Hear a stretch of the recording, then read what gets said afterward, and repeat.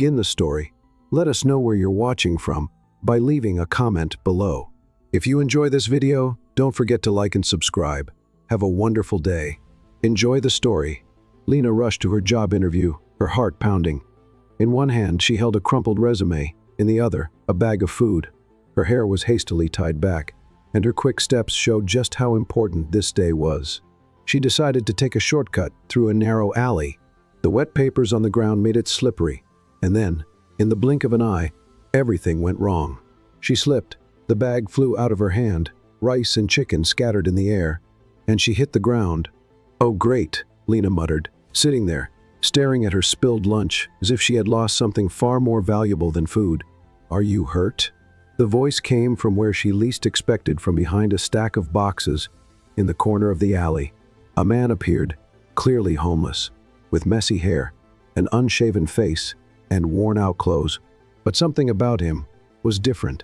His eyes, there was a calm, sharp look in them that didn't match his rough appearance. "I think I'm okay," Lena answered, picking up what was left of her meal. He stepped closer and picked up the fallen container, handing it to her with a slight smile. "There's still a little left." Lena hesitated before taking it from him. "Do you live here?" The man glanced around before replying. "For now, yes, but it's temporary. I'm between two paths between who I was and who I will be." Lena stared at him, surprised. What kind of homeless man talked like that? That's when she noticed the wound on his foot, a nasty cut, still bleeding. "You're hurt. It's nothing. I'm used to it." Without thinking, Lena opened her backpack. She pulled out a tissue, a small bottle of alcohol, and some tape. "This will sting a little," she warned. "I've had worse," he said, trying to sound tough, but his face twisted the moment the alcohol touched his skin. She quickly finished the bandage and was about to stand up when her stomach growled loudly. "Perfect," she grumbled. "Lost my lunch, running late, and now I'm being helped by someone worse off than me. I have a bag of bread. Want some?" She looked at him in surprise, then at the bag he was holding out, and let out a resigned sigh. "Only if there's butter," he chuckled, and so did she. A few minutes later, they sat on the curb, sharing the bread like old friends. Lena glanced at her watch and realized she was already too late. No point in rushing anymore. The interview she had wanted so badly was gone. Well, that's it. No job, no lunch. And now I'm wasting time with a mysterious man who has strangely beautiful eyes. "You think my eyes are beautiful?" Lena blushed and looked away. "What's your name?" she asked, changing the subject. "Miles. And yours?" "Lena." He studied her for a moment, as if memorizing her face. "So, you really live on the streets?" "Technically, yes, but my roof is the sky. That must be hard." Miles didn't answer. He just sat in silence. Lena stood up, dusted off her clothes, and picked up her resume. "Good luck, Miles." "You too, Lena." She walked away, but she didn't forget him. In the days that followed, Lena kept passing through that alley, always in a hurry, always chasing new opportunities. The interviews became a cycle of empty promises, but Miles, he was always there, in the same spot, with the same calm and observant gaze. Sometimes they exchanged greetings, other times short conversations. Once, he complimented her courage for standing up to a rude street vendor. Slowly, his presence became a small but steady part of her chaotic days. Then, on a freezing afternoon, Lena walked through the alley again. She had just left another disappointing interview, and she found Miles different. He was shivering. The bandage she had put on was still there, but now dirty and barely holding. The wound had worsened. His face was pale, his eyes sunken, and his arms wrapped around himself, as if trying to hold on to what little warmth was left. Lena walked closer. "You still have that bandage?" she asked, concerned. "It's still holding," he replied, forcing a weak smile. She knelt down to check. The wound was infected, and he could barely hide his shaking. Lena looked around, thinking. She knew it might not be the safest choice, but then she thought about the small back room in her apartment, tiny, simple, but it had a bed, a blanket, and a heater that worked. "I have a place," she whispered. Miles looked at her with a mix of surprise and caution. "It's nothing fancy, just a little room, but it's better than the cold ground. You can stay for the night, just tonight, Lena." "Just tonight," she repeated firmly. He hesitated, but he was too weak to refuse. He just nodded. She reached out her hand. He took it. On the way, Lena watched him. Even with a limp, Miles carried himself upright, as if holding on to a dignity no one else could see. He didn't look away. He didn't seem ashamed, and that intrigued her even more. When they arrived, she opened the door to her small apartment. "Welcome to my castle." Ignore the mess and the smell of disinfectant. Miles stepped inside slowly. He stopped in front of a framed photo of a smiling older woman standing next to Lena. "Your mother?" "My grandmother. She's in the hospital this week. I take care of her." He touched the glass carefully, murmured something. Lena couldn't catch. "What did you say?" "Nothing, just. She reminds me of someone I once knew." Lena felt a chill run down her spine, but she decided not to push. She led Miles to the small back room. "This is the bedroom. Bathroom's at the end of the hall. Towels are in the cabinet. And watch out for the heater. Don't get too comfortable, okay? It's just for tonight." Of course, just for tonight. Miles stood there, taking in the space with quiet respect. That night, neither of them slept well, one because he felt further than ever from his own past, the other because she felt closer than ever to something she couldn't yet explain. Let's play a little game with the people who only read the comments. Type pizza in the comments, only those who read this far will get it. Now, let's continue the story. The next morning started with the relentless sound of the alarm clock. Lena slowly opened her eyes, and for a moment, she thought she had dreamed it all. But as soon as she heard the sound of the faucet running in the bathroom, she remembered Miles was still there. She got up, tied her hair into a messy bun, and walked to the kitchen. She found a clean plate on the drying rack and a pot on the stove. "You cooked?" she asked, surprised, seeing Miles sitting at the table with a cup of coffee in his hands. "I tried. It's more of an experiment than a meal. I promised nothing exploded." Lena grabbed a spoon and tasted the rice. She made a face. "This tastes like porridge missing salt." "I'm practicing," he said with a half smile. She laughed. So did he. For the first time since he'd entered her home, Lena saw him relax. Even so, something about him still didn't quite fit the way he held the cup, the way he observed the space.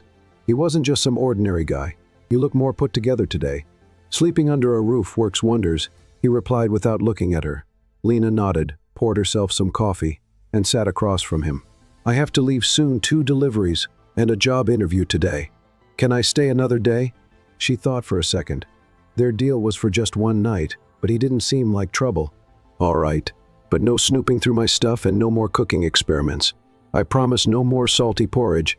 As Lena rushed out, Miles settled onto the living room couch with a book he found on the shelf, Economics for Dummies. He smirked, flipped it open halfway through, and started reading, turning the pages with an unsettling familiarity for someone homeless. Later that morning, he washed the dishes, straightened the kitchen towels, and cleaned the bathroom mirror, taking his time as if he'd done it 100 times before. That evening, when Lena returned, she found the apartment quiet and spotless. "You cleaned? Seemed fair since I'm taking up space. Are you trying to win me over with a broom and soap? If it works, I can mop the floor tomorrow too." Lena laughed. She sank onto the couch, exhausted. "My day was a mess. Got the deliveries done, but the interview a disaster. You'll get there. You just need the right opportunity." She looked at him. The way he said it, it wasn't just encouragement, it was like he knew what he was talking about. "You sound like someone who's had every opportunity in the world." "Maybe I wasted a few," he said, a distant look in his eyes. The next day, while Lena was at work, Miles reorganized the bookshelf and fixed the flickering light on the balcony. He used a makeshift screwdriver, a bent spoon, and a rusty pair of pliers. When she got home, she noticed the light was working. "You messed with the lamp? It was bothering me." "You're good with tools." "I was curious as a kid, like taking things apart. Didn't always know how to put them back together." Lena crossed her arms, suspicious. "You're nothing like I imagined." "And what did you imagine?" "A lost guy wandering around, barely able to write his own name. You've read too much and lived too little." She laughed. "Arrogant too." "A little, sometimes." They laughed together. Their unlikely arrangement was starting to feel normal, but the peace didn't last long. The next afternoon, a loud knock on the door shattered the silence. Lena opened the door. It was the building manager, Mr. Carter, stern as always. "Good afternoon, Miss Lena. Can we talk?" "Of course. Is there a problem?" "We've had reports of a strange man hanging around the building, messy hair, worn-out clothes. Some residents are concerned." Lena froze. Miles appeared behind her in the hallway, holding a dish towel. "Is something wrong?" The manager eyed him with suspicion. Is this the man in question? Lena opened her mouth, but Miles spoke first. Sorry if I caused any concern. I'm Lena's cousin. I came from out of town, and I'm staying here for a few days until I find a place. Cousin? Carter raised an eyebrow. Miles stepped forward and offered his hand. Miles, nice to meet you. The manager shook his hand reluctantly. Just be careful. The residents are sensitive about strangers, and the building rules require long-term visitors to be registered. We'll take care of it, Lena said, trying to sound firm. Carter nodded and left. When she closed the door, she turned to Miles. Cousin? It worked, didn't it? She laughed, shaking her head. You're too good at improvising. Old habit. Habit from what? Survival, he said, looking toward the window with that same calm expression. That night, Lena kept thinking about what had happened. How could someone who claimed to have nothing be so quick, articulate, and observant? Miles slept quietly in the small guest room, discreet, but something about him screamed the opposite of what he pretended to be. She walked over to the bookshelf and looked at the books he had arranged. One had a folded page at number 47. She opened it. There was a note written with her own pen. You are better than you think. You just need the world to see it. Lena smiled, and for the first time in a long while, she felt like maybe she wasn't so alone anymore. Lena woke up to the smell of fresh coffee coming from the kitchen. It was early, and the sky was still painted in shades of orange. She stretched slowly, for a moment forgetting she had someone else living with her. Walking into the kitchen, she saw him from behind, moving skillfully with the coffee maker. She was sure had been broken for months. You fixed that? She asked, rubbing her eyes. Miles turned around with a small smile. It just had some loose wires, nothing serious. And you know about electricity too? A little bit of everything, childhood curiosity. Lena sat at the table, skeptical. One of these days, you're going to build a robot in here. Only if it can cook better than me. She laughed, but the suspicion didn't fade. Every day, Miles revealed something new, a skill, a smart remark, an overly sharp observation. He definitely didn't seem like a man with no resources. Later, while getting ready for another job interview, she walked into the room and stopped when she saw her laptop open. Miles was typing something and quickly stood up when he saw her at the door. I was just checking it out. The system was slow. I thought I could help. You opened my computer? It was instinct. I saw it open, took a look. I didn't touch anything important. Lena walked over to the desk and looked at the screen. It was a job recruitment site. There was a new resume attached, updated with corrections she hadn't made. You changed my resume? I just fixed the formatting, added some tweaks. Your information was fine, but the layout wasn't great. You had no right to do that. I'm sorry. I just wanted to help. Without asking me first? Miles lowered his eyes. It was an impulse. You're too good to keep being overlooked, and that resume didn't even show half of that. Lena took a deep breath, trying to calm her frustration and surprise. Just, next time, ask first, all right? I promise. By the end of the afternoon, Lena got an email from a tech company inviting her for an interview the next day. The email mentioned the updated resume. She looked at her phone, thoughtful. Miles was still in the small guest room. She knocked on the door. You said my resume? He hesitated. Yes, without telling me. I knew you wouldn't let me. And what makes you think you had the right? Because I believe in you, even when you don't believe in yourself. Lena didn't answer right away. Part of her wanted to be mad. Another part felt something else. Just don't do it again. I don't like surprises. Understood. The next morning, Lena was getting ready for the interview when she noticed Miles standing on the balcony, watching the sky. Aren't you going to wish me luck? You don't need it, but you'll have it anyway, he said, smiling. If I get this job, I might not need an extra guest in the back room anymore. That's fair. And if I don't get it, you will. She gave her hair one last adjustment and walked out the door. Miles stood there for a few more minutes. Then he went back to the small room, carefully closed the door, and took out an old folded newspaper from the bottom of his backpack. On the front page was a photo of a man himself, but looking more polished, a dark suit, a reserved smile, arms crossed in front of a sign that read Nexus Technologies. The headline read, CEO missing for 8 months. Where is Miles Renard? Miles ran his finger over his own face. Then, without a second thought, he tore the page into small pieces and threw them in the trash. As Lena was returning from her interview, her phone vibrated with a call from an unknown number. Hello, Miss Lena. This is Clara from Innovate. We reached out yesterday by email. Can you come in to speak with the board tomorrow? Lena stopped on the sidewalk. Of course. Thank you. See you tomorrow. She hung up, barely believing it. She was smiling to herself as she crossed the same street as always, near the alley where everything had started. Then, as she passed a newsstand, she stopped. A front page dated months ago featured a story about a missing businessman. The face she knew it, or thought she did. She stepped closer, read the caption. Miles Renard, founder and CEO of Nexus Technologies, has not been seen since the mysterious accident that removed him from his position. Lena froze. It was him, the same facial structure, the same eyes, the same name, Miles. But it couldn't be. She went home in silence. When she walked in, everything was in order. Miles was sitting at the table, reading a book, as if nothing had happened. Hey, he said casually. Hey. She went straight to her room, sat on the bed, the newspaper still in her bag. Her heart was racing. He had the same name, the same face, the same calm demeanor, but he lived in an alley. Lena's mind was spinning with questions, but she didn't know where to start, not yet. That night, they had dinner in silence. Miles commented on the weather, on a strange noise coming from the fridge. Lena pretended to listen, but her mind was elsewhere, on doubt, on the face from that newspaper, on the man now sleeping in the small room at the back of her house. She lay awake for a long time, staring at the dark ceiling, and before falling asleep, she whispered a single question. Who are you really, Miles? The alarm rang at 6:30. Lena got up, still trying to process what she had felt the night before. The image from the newspaper wouldn't leave her mind, the name, the face, the tone of the article. Everything pointed to the fact that Miles was not who he claimed to be, but she didn't have the courage to confront him, not yet. And at that moment, she had something more urgent to deal with, the interview with the Innovate board. Miles was in the kitchen when she came out of her room. Coffee's ready, and there's cheese bread, not that I made it, but I went to the bakery early. Thanks, Lena said, accepting the cup.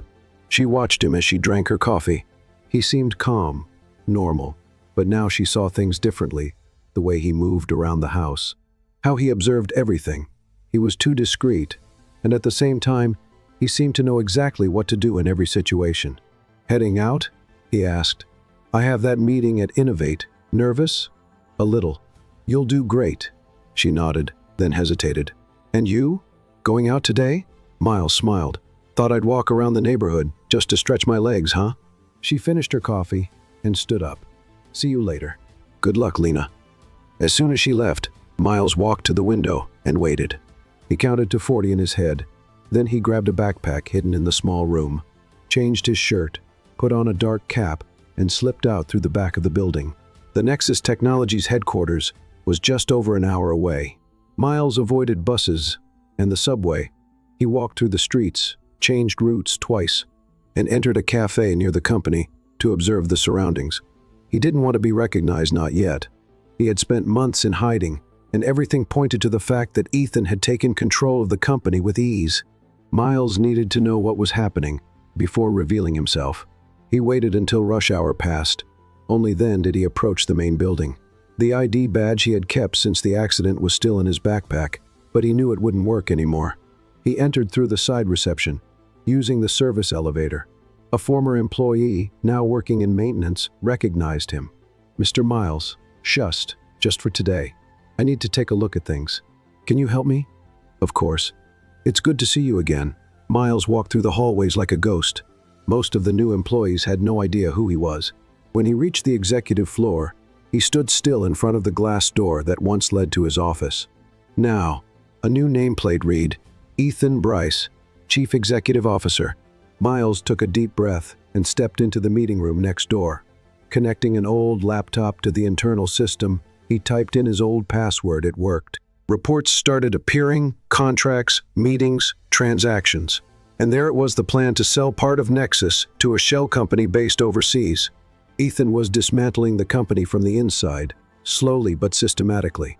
Miles read every line carefully, committing the details to memory. He couldn't take anything, not yet. He had to be careful. Meanwhile, Lena was finishing her interview. Your resume looks great, Miss Lena, the manager said, and the way you presented yourself really impressed us. If all goes well, we'll be in touch by the end of the week. She smiled. thanked him, and left. She felt lighter, yet somehow uneasy. She took the bus home, but got off 2 stops early. She walked to the newsstand where she had seen the newspaper. It was still there. She asked the vendor if there were any other editions about Miles Renard. "There are, hang on," he said, pulling out a stack of old newspapers. Lena quickly scanned the headlines. Billionaire businessman disappears after suspected helicopter crash. Nexus Technologies changes leadership after CEO goes missing. Theories about Miles Renard's whereabouts flood social media. She felt the ground shift beneath her. She walked home in silence. When she arrived, Miles was already there. He was sitting on the couch, his hair still damp, as if he had just taken a shower. "How was it? The interview?" "Yeah, good. I think it went well. That's great. And you? Had your little outing?" He nodded. Felt good to get some air. Lena forced a smile and went straight to her room. She closed the door, sat on the bed, and spread the newspapers out on the mattress. Her eyes landed on the front page photo, the same look, the same posture. It was him. Now she was sure. That night, they had dinner together. Lena tried to act normal, but something was different. Miles noticed. "Something wrong?" he asked. "No, just tired. You seem distant. Just thinking." He was quiet for a moment. Then he stood up. "If I'm in the way, I can leave." "It's not that." She met his eyes. "Who are you, Miles?" He didn't answer. "I saw the newspapers. I figured it out." "Is it true?" Miles sighed, walked to the window, and looked out at the street. "Yes." "Then why are you here? Why are you hiding?" "Because I lost control of everything, and when I thought I had lost enough, I found you." Lena swallowed hard. "You're Miles Renard, the missing CEO?" "I was, but after the accident, I didn't want to come back not like that. They told me the company was fine, that Ethan would take care of everything. I believed them, and by the time I realized they were lying, it was too late." "Why didn't you go to the police or the press?" "Because it would destroy me not physically, but everything I built would turn to dust. And I don't do well with dust." Lena didn't know what to say. There was anger, yes, but there was also understanding. He wasn't just a liar, he was a man trying to escape himself. "So, what are you going to do?" Miles turned to her. "I don't know, but now, maybe I have a reason to go back."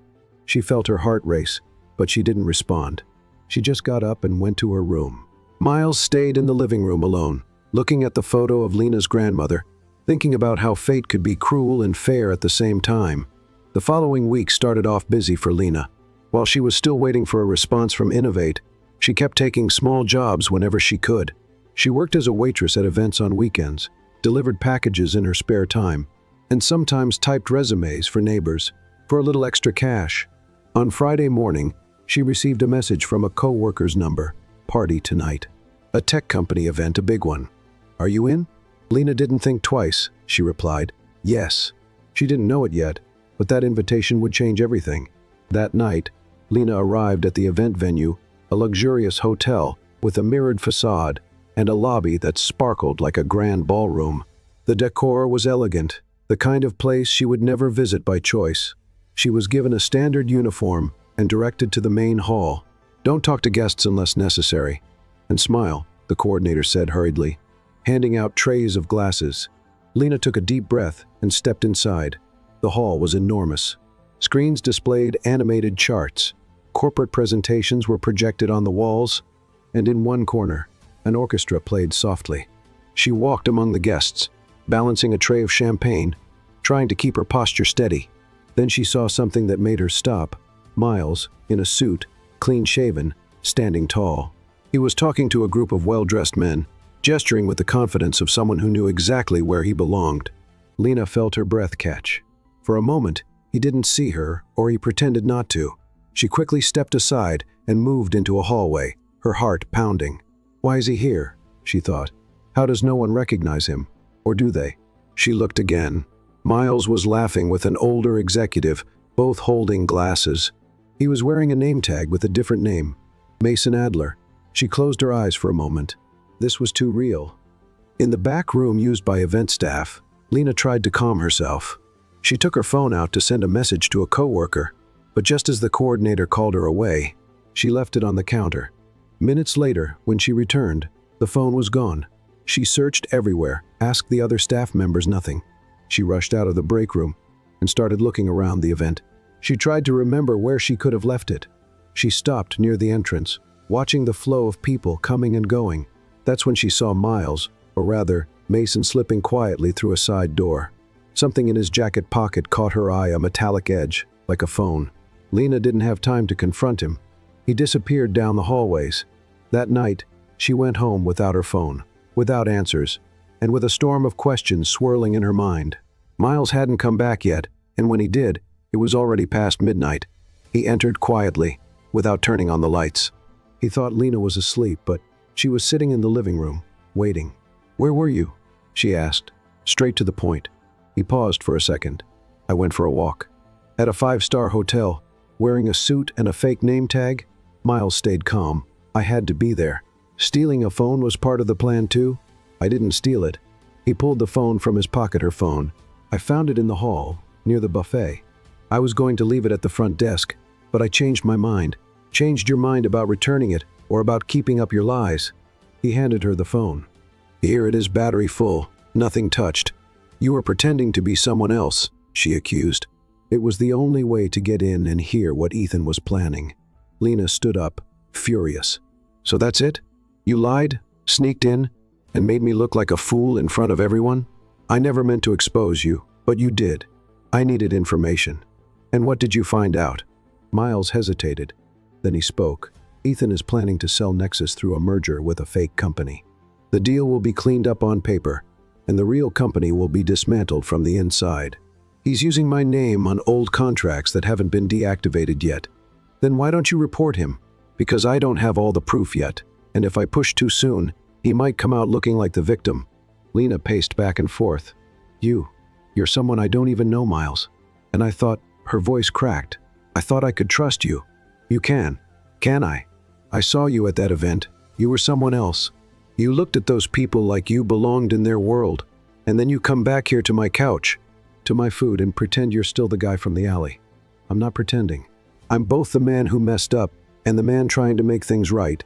Lena took a deep breath. "I need to think." She walked into her room and shut the door.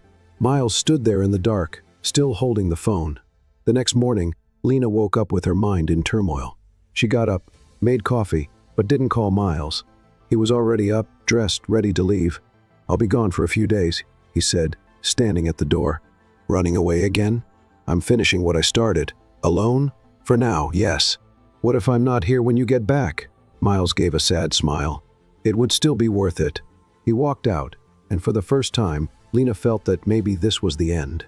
Across town, Miles quietly entered a small office.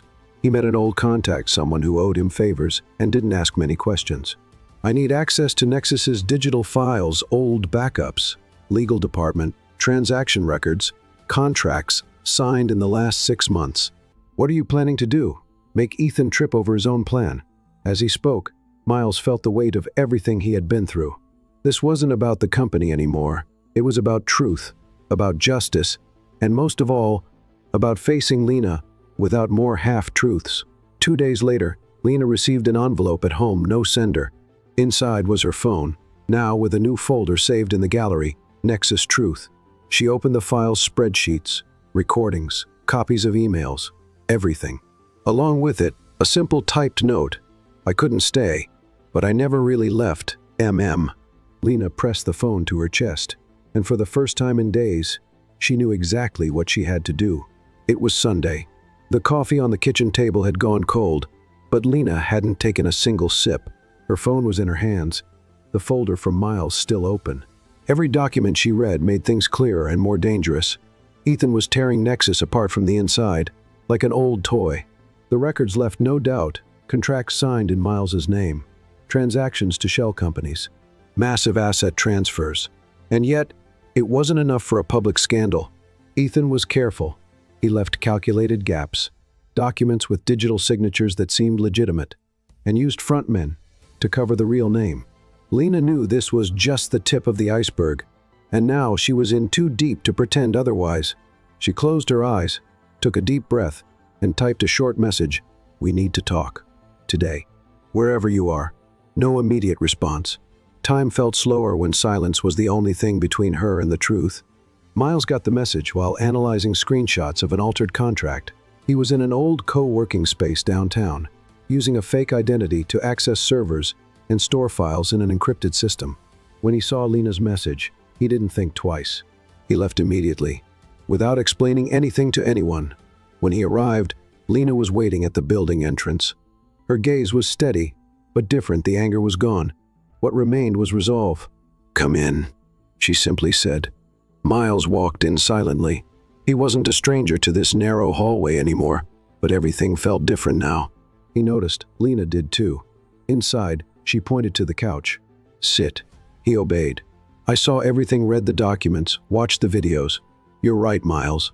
Ethan is destroying the company. But you're trying to do this alone, and that's not going to work. It's dangerous. I know. I don't want to drag you into this any more than I already have. But you already did. And now I'm here. There's no turning back." Miles lowered his eyes. "So, what do you suggest?" Lena picked up a folder from the table. "Innovate called me yesterday. They offered me a temporary support position. They have contracts with several companies, including one that appears in your documents, one of the front companies receiving money from Nexus." Miles looked up, fully focused now. "You think you can get something from them?" "I can get inside. It won't be easy, but if I can access their internal system, I might find more direct evidence calls, transfers, authorizations under Ethan's name. Lena, this could put you in danger." "I've been in danger since the day I brought you home." Miles stepped closer. "You don't have to do this for me. I'm not doing it for you or for me. I'm doing it for justice, for truth, for everyone who's being deceived." They stood in silence for a few seconds. He reached out, touched her arm. "I don't know if I deserve all this." "Then don't try to deserve it, just make it worth it." In the days that followed, Lena started her new job at Innovate. The company was modern, with strict security systems and clear rules, but she knew how to move carefully. She acted like a quiet employee, helpful, smart, but behind those watchful eyes, she had a goal: to find the loose threads connecting Innovate to Ethan's schemes. Miles, meanwhile, intensified his work behind the scenes with the help of an old, trusted partner, Theo, a former director of digital security at Nexus. He set up a parallel data collection base. Information was flowing faster now. The plan was taking shape. "There's a meeting scheduled between Ethan and the Ghost Company's directors next week," Theo said, showing an intercepted email. "Where?" "At the Magnolia Hotel, private hall. Event name, Strategic Merger." Miles knew exactly what that meant. If that contract was signed, he would lose any chance of turning the situation around. The night before the meeting, Lena got her hands on something valuable. During a break, she accessed the company's system and found a hidden file containing recordings of meetings between Ethan and executives from the shell company's clear voices, distinct conversations, details about payments, agreements, and the use of Miles's documents. She saved everything onto a flash drive, hiding it deep inside her bag. Walking out of the building, her heart pounded in her chest. She felt like she was carrying dynamite. That night, she met Miles. "I got it," she said, handing him the flash drive. He took it carefully, as if holding gold. "You took a huge risk. Was it worth it? More than you can imagine." He plugged the flash drive into his computer. The screen displayed the audio files. Then Ethan's voice played. "Miles won't show up, and even if he does, the story's already been written." He ran, disappeared. The world forgot about him. Then another executive's voice. "The merger happens this week. After that, no one will ask about him again." Miles looked at Lena. "With this, we have everything." She took a deep breath. "And now?" He closed the laptop. "Now we stop hiding." On the day of the meeting, Miles put on the suit he hadn't worn since the accident, freshly shaved, hair neatly styled, a new Nexus ID badge in hand, reactivated thanks to a loophole he himself had created years ago. Lena was ready too. She would be wearing a hidden camera disguised as a shirt button. The plan was simple. He would enter as an investor.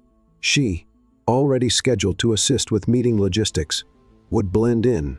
When they met at the hotel entrance, the air was tense. "Are you ready?"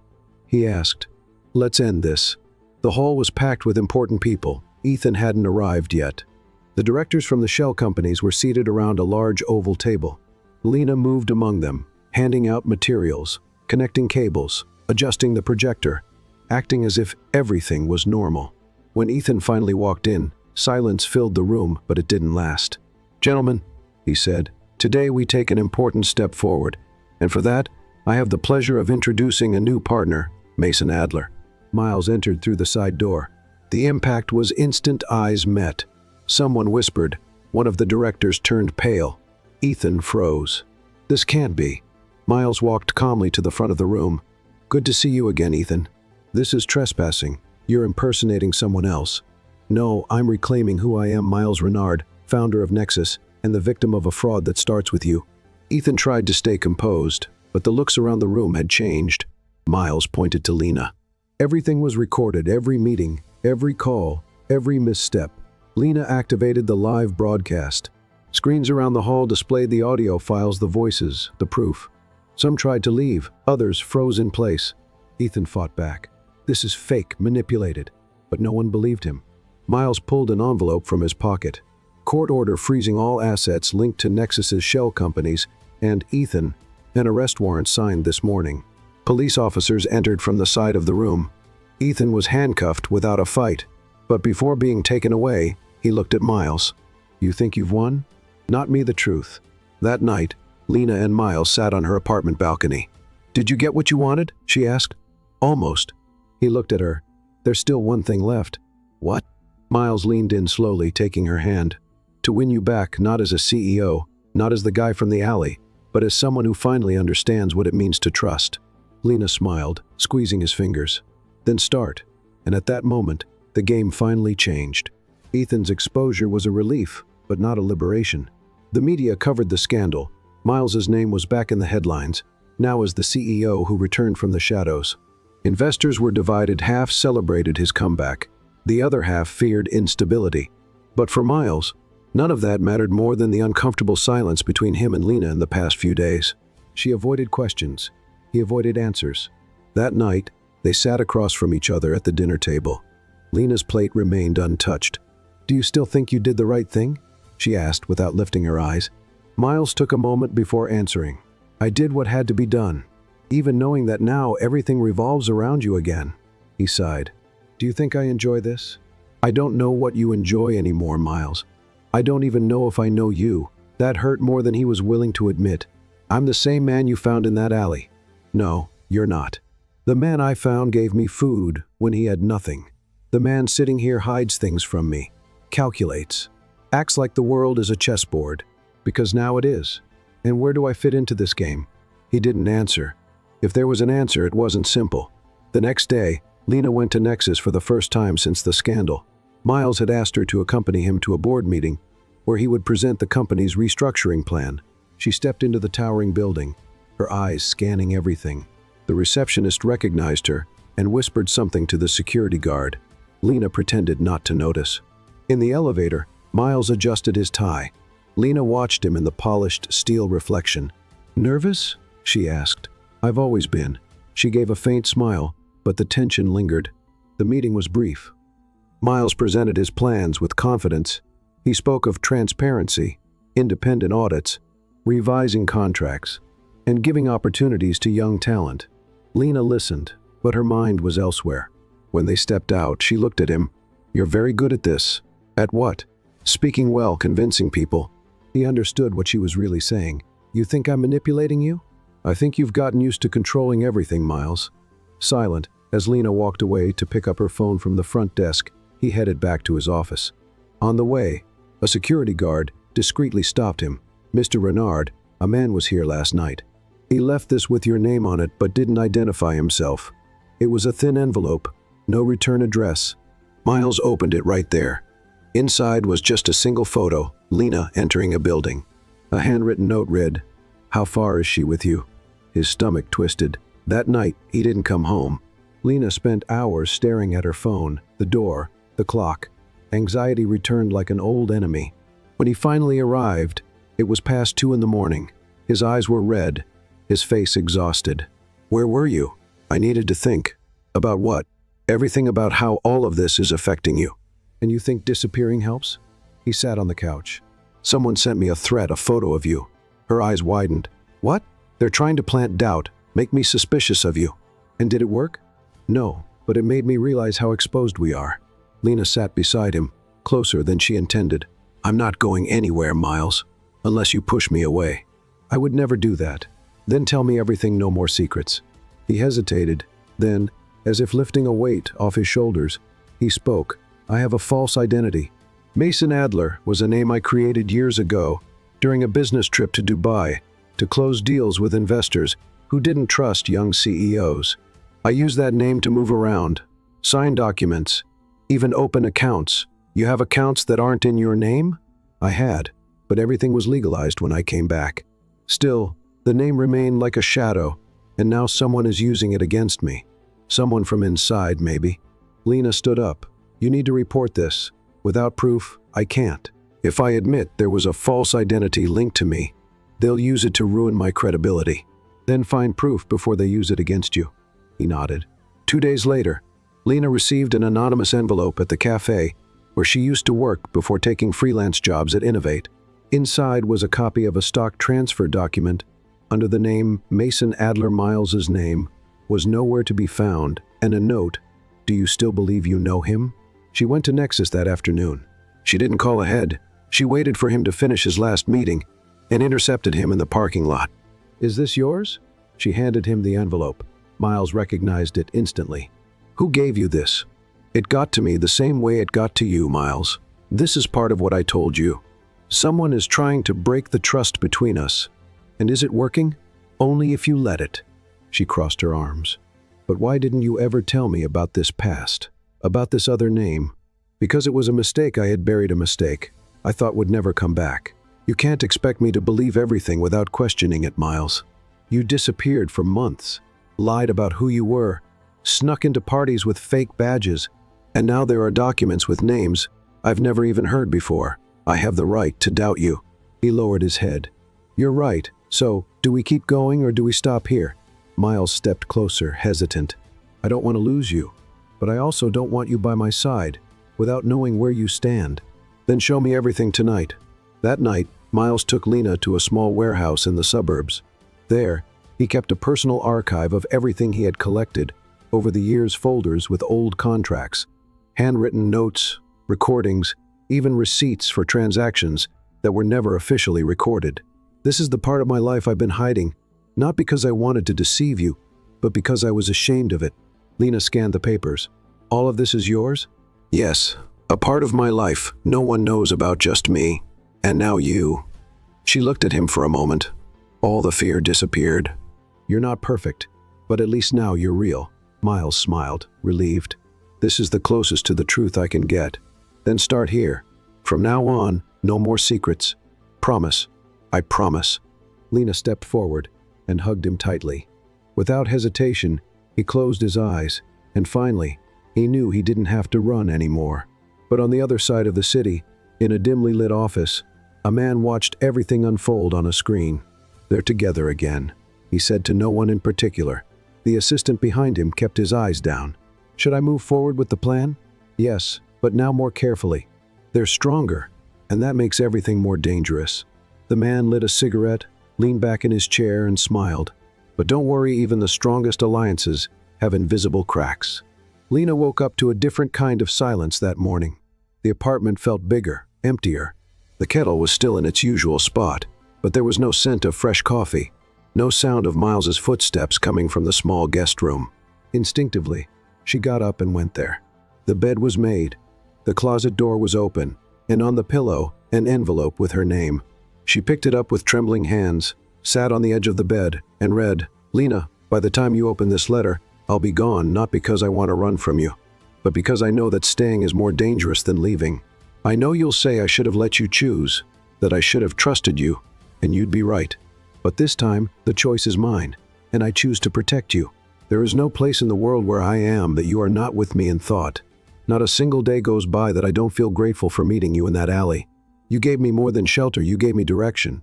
But now, I have to fix something that still holds me back. I need to go back to where it all began, and only then, if it's still possible, I'll return to where I feel whole by your side. Miles. Lena didn't cry, but she also couldn't move for a long time. His absence was physical, yet so emotional that it seemed to weigh on every wall of the apartment. In the days that followed, she kept herself busy with work. Innovate called her for a new position, not temporary this time, but permanent. She accepted, not out of necessity, but to fill the space Miles had left behind. She avoided the news, but his name still appeared from time to time. Billionaire businessman resurfaces. Miles Renard breaks his silence. Nexus enters a new phase, bringing its CEO back to the market. She didn't read the articles, didn't click on the videos. She didn't want to see that side of him. The Miles who wore suits, spoke to reporters, and shook hands in boardrooms wasn't the one she missed. She missed the Miles who laughed at his own cooking mistakes, the one who stayed up late just to rearrange her books by theme instead of by author. And even with time, that Miles never really left. He was everywhere. One afternoon after work, Lena decided to take a walk. The sky was overcast. The air was cold. She hadn't brought an umbrella. She had no real destination. She passed familiar streets. Others she had avoided. Until, without meaning to, her steps took her back to the same alley where it all began. There it was, the spot where she had fallen, dropped her lunch, and met a man who would change her life forever. She smiled to herself, not just because of the memory, but because, for the first time, she felt like she could move forward, even without him there. But the universe, apparently, wasn't done with him yet. On the other side of the city, Miles sat inside a car, watching his former company through the window. The Nexus building was now a symbol of rebuilding. He had left it in the hands of a new board with a trusted team, determined to do things the right way. "Are you sure about this?" Theo asked, sitting beside him in the back seat. "Yes, I've closed this chapter," Miles smiled. "And now I need to find a coffee shop." The following week, Lena received an unexpected email. "Dear Lena, we would like to invite you to participate in an internal selection process at our partner company, Lumora Technologies. Your experience and profile have been recommended. The interview will be in person." She hesitated. She had never heard of Lumora, but the invitation seemed legitimate. The address was in a rural area where many startups were setting up small operational offices. On Saturday, she decided to go. She took a bus, then a rideshare, and finally arrived at the location, a small road lined with trees, with simple signs pointing to a newly opened coffee shop, Cafe Milo. She found it odd. She checked the address again. This was the place. She walked in, confused. There was no reception, just a smiling young woman behind the counter. "Lena?" "Yes." "Please, follow me." She was led to the back of the cafe. A door opened. Inside, sunlight streamed through the windows, and one person was waiting. Miles. No suit, no tie. He wore jeans, his sleeves rolled up, and that familiar smile she would recognize anywhere. Lena froze. "What is this? An apology? You set all this up?" "Not alone. The cafe is real, and so is the job offer. But the idea was to see you again. I just didn't want to show up at your door like a ghost." She crossed her arms. "And why now?" "Because now I've settled everything I needed to. And because I still love you, even if I don't know if you'll forgive me." Lena took a deep breath. "You left me without saying if you'd be back, without letting me know if you were okay. That doesn't get fixed with a mysterious invitation." "I know, but maybe it can start with a coffee." She laughed, incredulous. "You never change. I don't want to, not if it means losing what brought me here." Silence. "I invested here," he continued, "used a different name, wanted to build something simple, away from the chaos. I thought maybe you'd like the idea." She studied him. "So, you want me to work for you?" "I want you to decide what you want. If you want to walk away now, that's fine. But if you want to try, we can start over, not as CEO and the girl from the alley, but as Lena and Miles, equals." She looked around, the smell of coffee, the soft light, her heart racing. "And if I say yes?" "I'll hand you an apron. And if I say no, you get a free coffee and leave with your dignity intact." Lena walked slowly toward him, stopping just inches away. "Do you have sugar? We do even plant-based milk." "Then what's today's special, boss?" Miles smiled. "The house specialty. New beginnings." She took the apron he offered, put it on slowly, and for the first time in a long while, she felt like she was exactly where she was meant to be. As they prepared the first coffee of the day together, a woman on the other side of the world read an email with interest. Target identified. The CEO is no longer active in the company's board, minimal market influence, but emotionally vulnerable. She typed just 2 words in response. "Keep watching." The game wasn't over, but Lena and Miles were finally ready to play together. The Cafe Milo sign was starting to gain fame in the region. Locals loved the warm atmosphere, the handcrafted coffee, and, most of all, the friendly couple who seemed straight out of a romantic comedy. Lena felt good there for the first time in a long time. She worked without burden, without fear, without the exhaustion of constantly running. And Miles seemed lighter too, away from Nexus's glass-walled offices, the newspapers, and suffocating contracts. But that peace wouldn't last. A week after their reunion, the calm began to crack. It started with a phone call. "Lena, this is Tara from Innovate. Do you have a moment?" "Of course. Everything okay?" "It's about the Nexus case. You're still on the list of summoned witnesses." "What?" "Ethan's defense has filed a new strategy. They're trying to accuse Miles of corporate fraud and identity misrepresentation.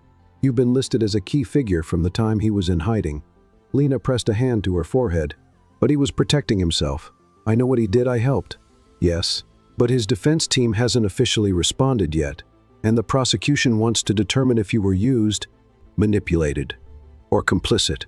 Lena swallowed hard. "And when is this happening?" "Preliminary hearing next week." That night, as she and Miles were closing the cafe's register, she decided to speak up. "Did you know Ethan was still trying to bring you down?" Miles didn't seem surprised. "I figured he'd try something. He's accusing you of fraud, and they called me as a witness."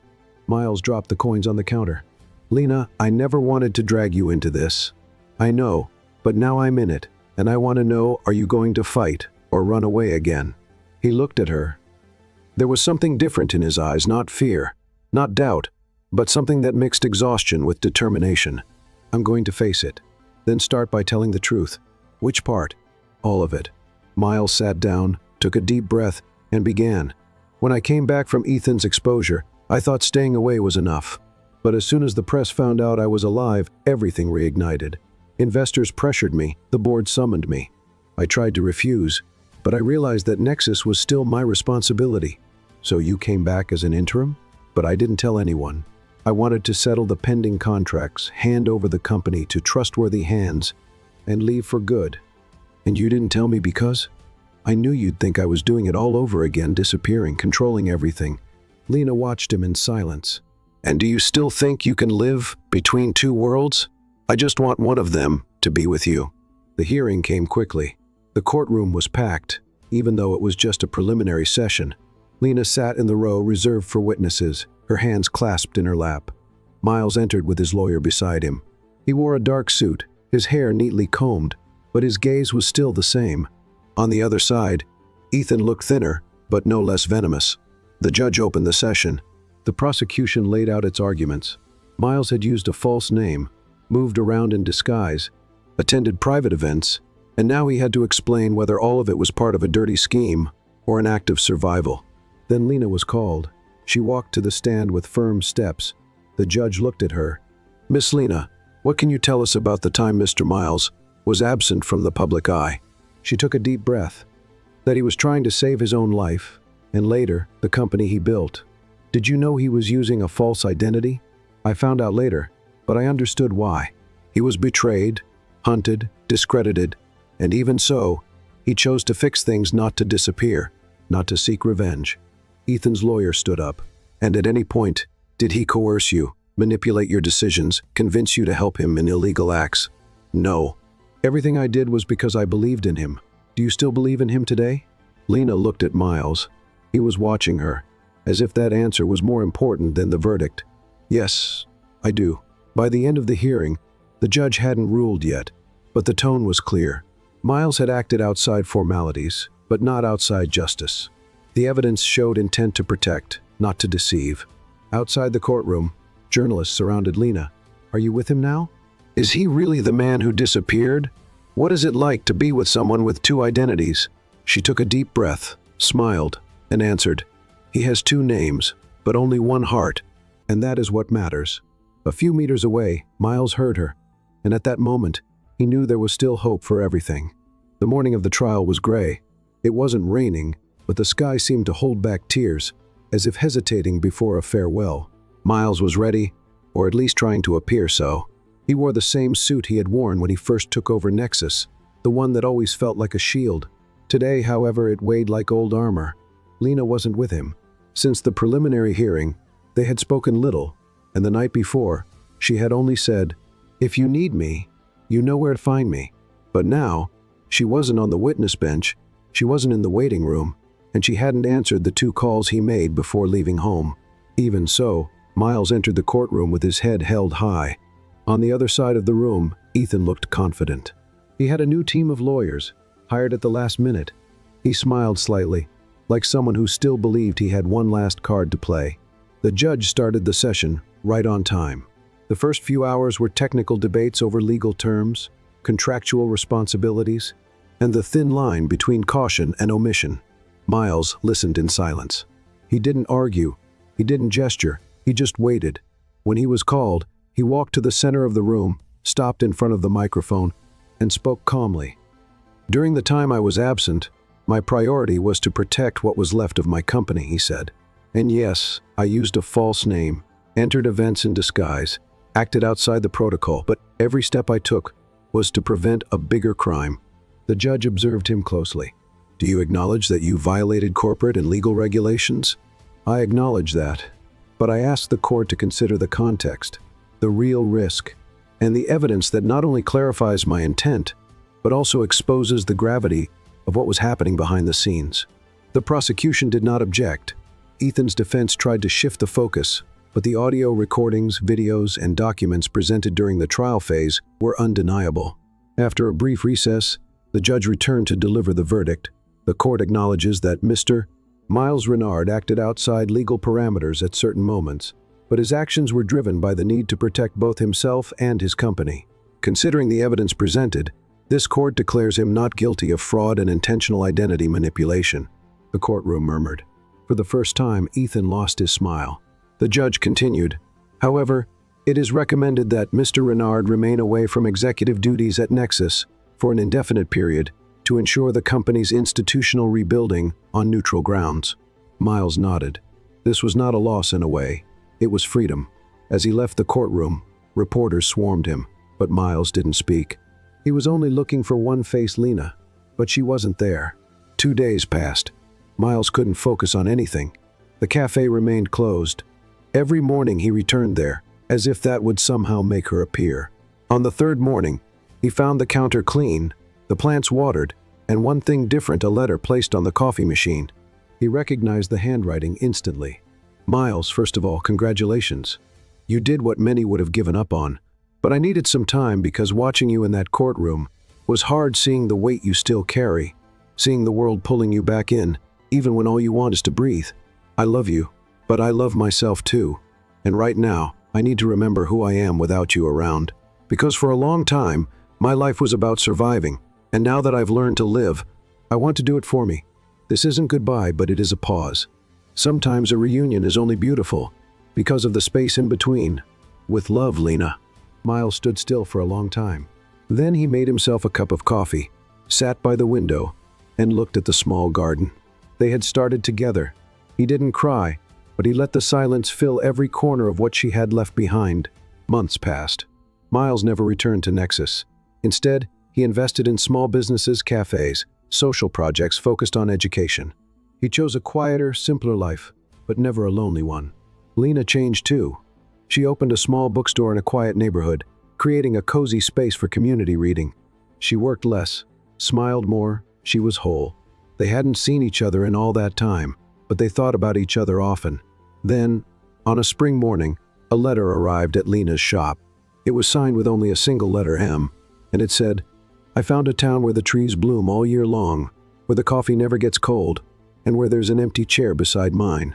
If you ever want to come back, I'll be here." Lena read the letter with a soft smile on her lips, and for the first time in a long while, she felt no rush.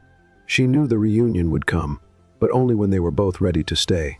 The day began with a warm breeze sweeping across the sidewalks of the small town where Miles had settled. There was no sign of rain, but the sky was filled with light clouds, gently veiling the sun. It was the kind of morning that called for quiet moments, fresh coffee, and memories. The cafe he had built with so much care was now known as a place of peace. Milo Cafe wasn't just a name, it was the feeling everyone had when they walked through the door. But that day, Miles woke up restless. He didn't know why, he just felt it, like something was about to happen. He set the tables, checked the coffee beans, cleaned the espresso machine, then turned on the lights on the outdoor patio and placed a fresh flower in the window vase. And he waited. Lena reached the end of the road with her heart racing. The town was smaller than she remembered, or maybe it was just the first time she was seeing it with calm eyes. The place smelled of history and sounded like tranquility. The streets were narrow, the houses low, their windows open, as if life breathed differently there. She carried little baggage, a backpack, a notebook, and a letter in her pocket, the letter Miles had sent months ago. She hadn't replied, but she had kept it, read it over and over again. And that morning, she decided it was time to go, not out of longing, but out of certainty. The wooden sign with hand-drawn letters made her smile. Milo Cafe. It was an invitation.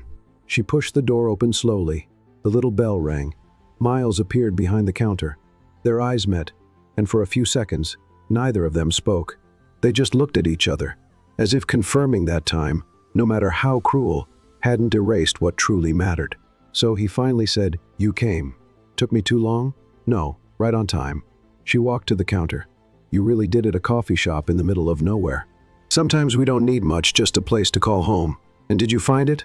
"Not yet, but I'm close." He gestured to the chair on the other side of the counter. She sat down. "What's good today?"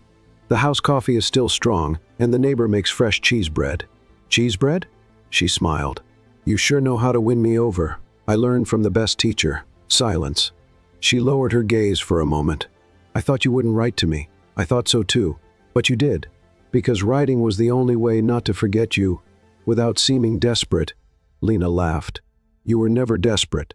Only on the inside." They sat on the porch, each with a cup of coffee. The garden was in bloom. Leaves danced in the breeze. There was no rush, no expectations, just the perfect pause between the end of one story and the beginning of another.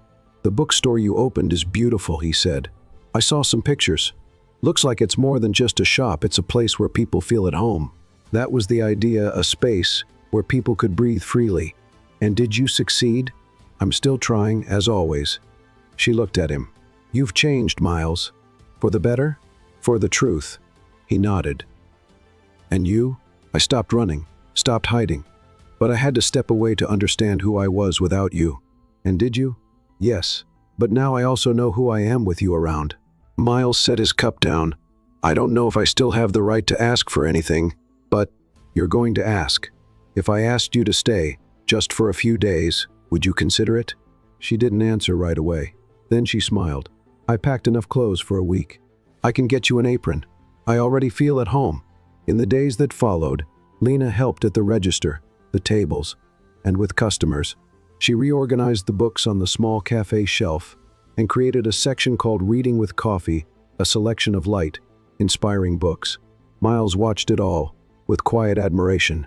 It wasn't like before they no longer had to prove themselves or save each other, just walk side by side. One of the regulars, an older man with a white beard and a worn-out cap, commented, "You two have something special, like pieces of the same puzzle." Lena smiled. "Maybe we are." Miles stayed quiet, but that night, as they closed the register, he said, "I've been thinking about something." "What?" "How sometimes life takes us in circles, just to bring us back where we were always meant to be." "Like a cafe called Milo." "Exactly." Lena looked into his eyes. "Are you still afraid?" "Of what?" "Of getting lost again." "No, because now I know if I ever get lost, you'll find me again." She reached across the counter and took his hand. "Always." One quiet afternoon, with sunlight streaming through the cafe windows, Miles stood by the counter, holding a small box. Lena, busy writing in a notebook, looked up. "What is it?" "Close your eyes, Miles. Just trust me." She closed her eyes. He stepped closer, and when she opened them, she saw a small silver ring with a simple stone. "This is an invitation, not for a wedding just yet, but to build something together, one day at a time." Lena was silent for a moment, then she picked up the ring and slid it onto her finger.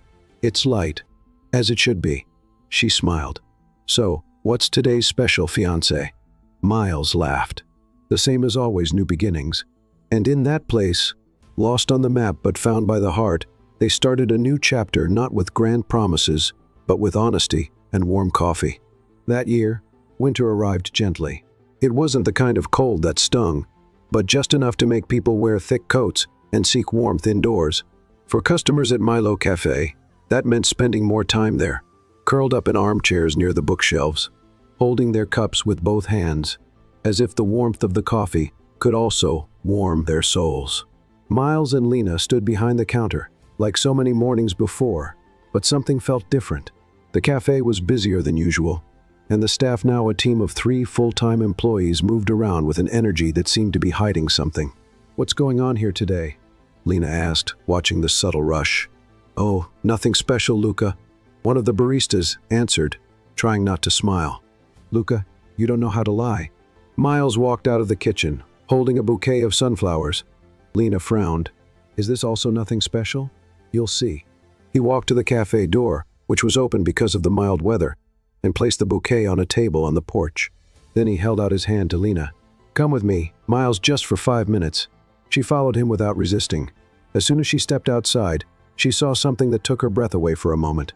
In the garden, now decorated with delicate banners and lights hanging from the branches, stood her friends, neighbors, employees, and even loyal customers of the cafe, all smiling, waiting. "What is this?"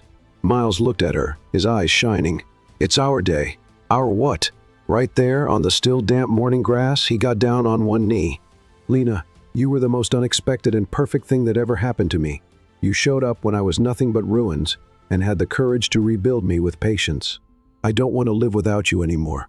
I can't even imagine days where you're not by my side, arguing with me because I forgot to put sugar in your coffee."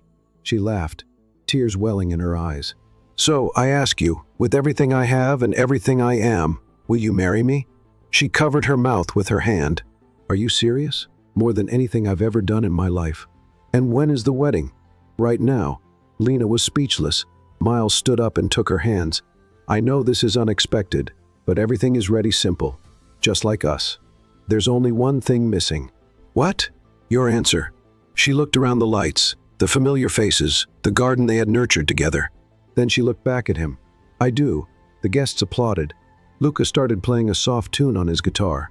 Nora, the neighbor, brought out a carrot cake with chocolate frosting, their favorite, as she always said. The ceremony was quick. A local justice of the peace officiated with a charming lightheartedness. Miles and Lena exchanged vows, looking into each other's eyes as if nothing else in the world existed. "I promise to remind you who you are, even when you forget," she said. "And I promise to protect you, even if the world crumbles again," he replied. The kiss came right after, unhurried, as if every chapter of their story, filled with both pain and beauty, had finally found its perfect ending. That afternoon, the cafe was open to everyone. The tables were pushed aside, turning the space into an improvised dance floor. The children ran around with napkins tied like capes, while the adults toasted with cups of coffee, topped with cream and chocolate. Lena watched it all with teary eyes, sitting by the window. Miles sat beside her, holding a cup in his hand. "What are you thinking about?" he asked. "That for a long time, I thought there were only 2 choices: surviving or giving up. And now, here I am, living. You always knew how to live. You just needed space." She rested her head on his shoulder. "And you happy? More than I deserve." "You do deserve it, Miles, because you chose to change, you chose to love, and, more than anything, you chose to stay." At the end of the day, when everyone had gone home, Lena and Miles sat at the counter again. The cafe was quiet, lit only by the soft glow of a lamp in the corner. "You know what I was thinking?" she said, stirring her spoon in her cup. "What? Maybe it's time to change the cafe's name." "Change it?" "Not entirely, just a little adjustment." She got up, grabbed a sheet of paper, and wrote with a blue pen, "Cafe and Soul." "What do you think?" Miles smiled. "It's exactly what we are."